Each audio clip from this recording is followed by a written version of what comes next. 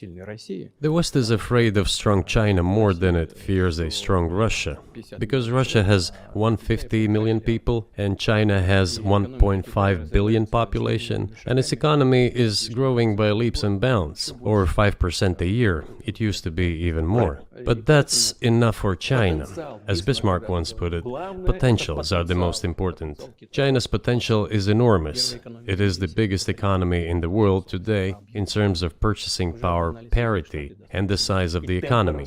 It has already overtaken the United States quite a long time ago, and it is growing at a rapid clip. Let's not talk about who is afraid of whom. Let's not reason in such terms. But the fact that the United States applies restrictive measures to certain countries, such as placing restrictions on transactions, freezing assets, etc., causes grave concern and sends a signal to the whole world. What did we have here? Until 2022, about 80% of Russian foreign trade transactions were made in US dollars and euros. US dollars accounted for approximately 50% of our transactions with third countries, while currently it is down to 13%. It wasn't us who banned the use of the US dollar. We had no such intention. It was decision of the United States to restrict our transactions in US dollars. I think it is complete foolishness from the point of view of the interests of the United States itself and its taxpayers, as it damages the US economy, undermines the power of the United States across the world. By the way, our transactions in yuan accounted for about 3%.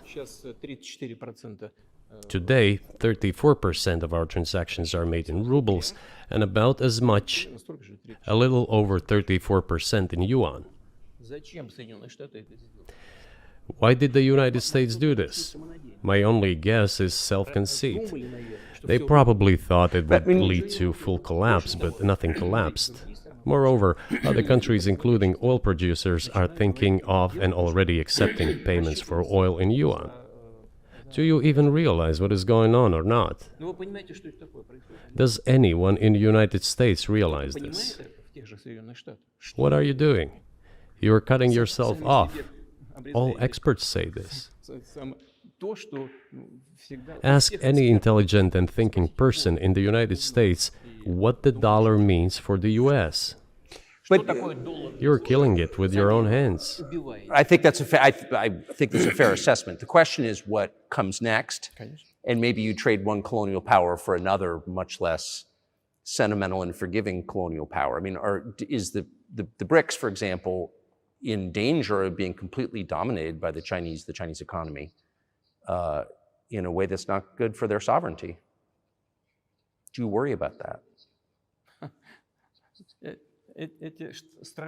Well, we have heard those boogeyman stories before. It is a boogeyman story. We're neighbors with China. You cannot choose neighbors just as you cannot choose close relatives. We share a border of 1,000 kilometers with them. This is number one. Second, we have a centuries-long history of coexistence. We're used to it. Third, China's foreign policy philosophy is not aggressive. Its idea is to always look for compromise, and we can see that. The next point is as follows. We are always told the same boogeyman story, and here it goes again, through an euphemistic form, but it is still the same boogeyman story.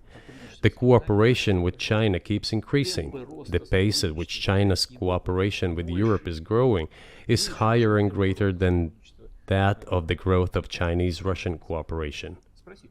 Ask Europeans, aren't they afraid? They might be, I don't know. But they are still trying to access China's market at all costs, especially now that they are facing economic problems. Chinese businesses are also exploring the European market. Do Chinese businesses have small presence in the United States? Yes, the political decisions are such that they are trying to limit their cooperation with China. It is to your own detriment, Mr. Tucker, that you are limiting cooperation with China. You are hurting yourself. It is a delicate matter, And there are no silver bullet solutions, just as it is with the dollar. So, before introducing any illegitimate sanctions, illegitimate in terms of the Charter of the United Nations, one should think very carefully. For decision makers, this appears to be a problem. I will tell you, but let me finish the previous thought. We, together with my colleague and friend, President Xi Jinping, set a goal to reach $200 billion of mutual trade with China this year. We have exceeded this level. According to our figures, our bilateral trade with China totals already $230 billion, and the Chinese statistics says it is $240 billion. One more important thing. Our trade is well balanced, mutually complementary in high-tech, energy, scientific research and development. It is very balanced. As for BRICS, where Russia took over the presidency this year, the BRICS countries are, by and large, developing very rapidly. Look, if memory serves me right, back in 1992, the share of the G7 countries in the world economy amounted to 47%, whereas in 2022 it was down to, I think, a little over 30%. The BRICS countries accounted for only 16% in 1992, but now their share is greater than that of the G7. It has nothing to do with the events in Ukraine. This is due to the trends of global development and world economy, as I mentioned just now. And this is inevitable. This will keep happening. It is like the rise of the sun. You cannot prevent the sun from rising. You have to adapt to it.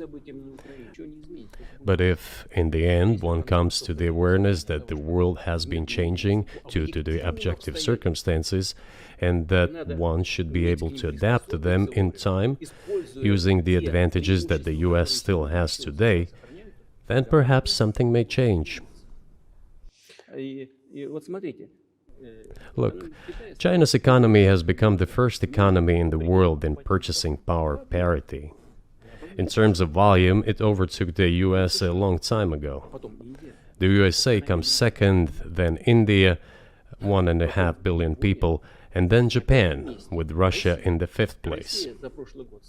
Russia was the first economy in Europe last year, despite all the sanctions and restrictions.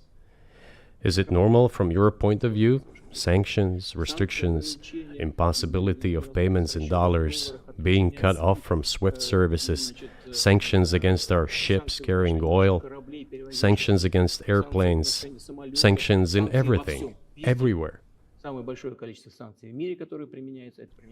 The largest number of sanctions in the world which are applied against Russia. And we have become Europe's first economy during this time. The tools that US uses don't work. Well, one has to think about what to do. During the confrontation with the Soviet Union, there were many centers created and specialists on the Soviet Union who could not do anything else. They convinced the political leadership that it is necessary to continue chiseling Russia, to try to break it up, to create on this territory several quasi-state entities, and to subdue them in a divided form, to use their combined potential for the future struggle with China. This is a mistake, including the excessive potential of those who worked for the confrontation with the Soviet Union.